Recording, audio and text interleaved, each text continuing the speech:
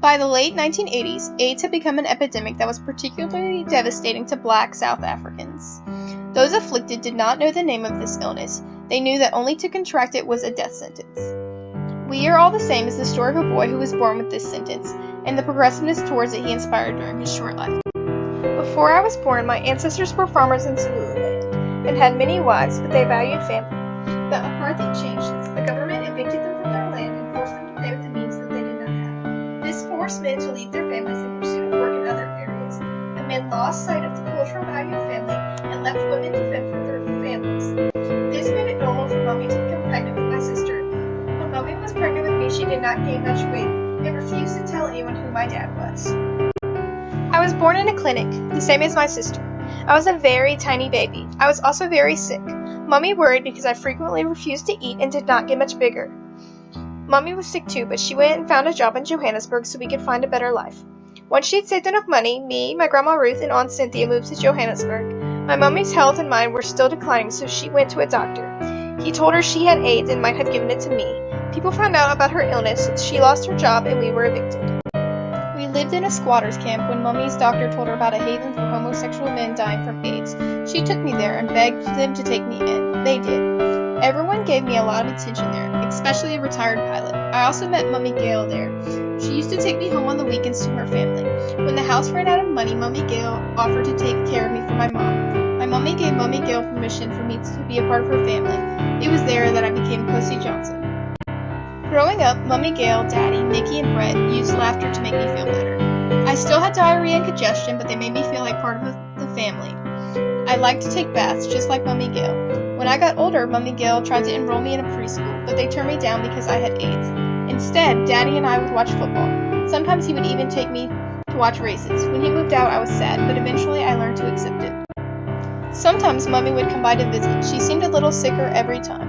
One day, Mummy went on a trip and did not come back. She had died. Aunt Cynthia told me so on the phone. I went to her funeral and met a man who everyone said was my dad, but it did not feel like it. I was really sad that Mummy died, but it also scared me because I knew that what killed her would kill me. I was not ready to die. Mummy Gail reminded me that we will all die someday, though.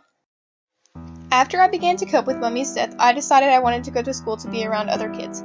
Mummy Gail said that she would make it happen. She was honest with the administration about my condition, and they still approved it. Some parents were not happy and did not want me to be in class with their kids. I told everyone on TV how much I wanted to go to school. Mummy Gail was on TV too. Eventually they passed a law saying that I could go. The schools educated the parents and staff about my condition. I made lots of new friends. I also impressed my teachers. Since I was in school, Mummy Gail opened a home for mothers with AIDS. She named it Kosi's Haven, after me. I really liked it there. Everyone gave me a lot of attention and I found another family. Mummy Gail and I had become popular ever since I started school. We were invited to go to New York to explain the impact of AIDS and its stigma on my life. I got to get a really cool passport, even though my birth had never been documented.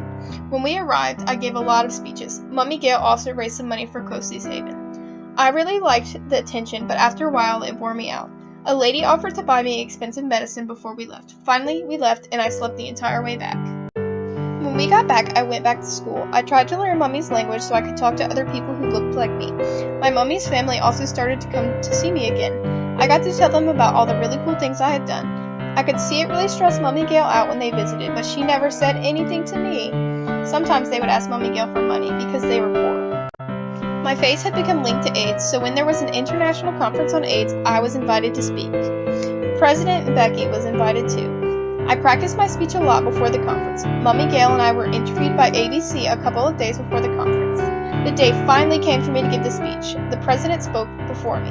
His speech was boring.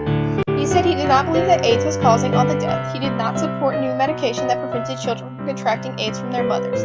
No one really clapped for him. He left when I spoke. Everyone really liked my speech, though. My health really started to decline after that. Eventually I had a seizure that left me unconscious. Mummy Gail and Mummy's family started to plan for my death. I was stable for a while, so they let me go home. People came to visit me. Everyone was really sad, especially Mummy Gail. I had more seizures, so they took me back to the hospital. When I finally died, I died at home though. Mummy Gail was with me the whole time. After I died, everyone was sad, but life went on. Mummy Gail got to expand Kosi's Haven. She also adopted a baby. My life may have been short, but I'm glad I could reach so many people while I lived. Now I'll just keep looking down on everything. I know that one day AIDS will be stopped.